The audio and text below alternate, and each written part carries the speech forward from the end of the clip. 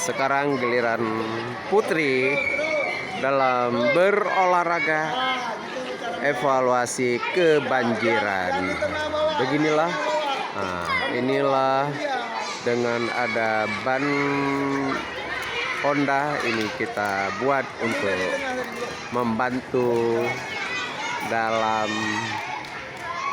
evakuasi kebanjiran. Ini dah. Ini giliran putri ya, giliran putri ya. Ya. Beginilah kita memberikan semangat sport kepada anak didiknya supaya anak didiknya mencintai olahraga, mencintai sekolah, dan anak hebat.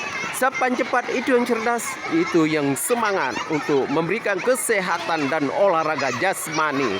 Beginilah kita memberikan olahraga, cara mengevakuasi dalam kebanjiran untuk penyeberangan sungai.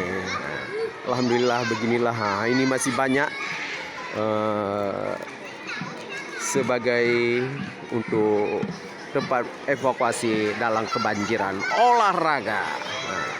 Beginilah komunikasi dalam berolahraga.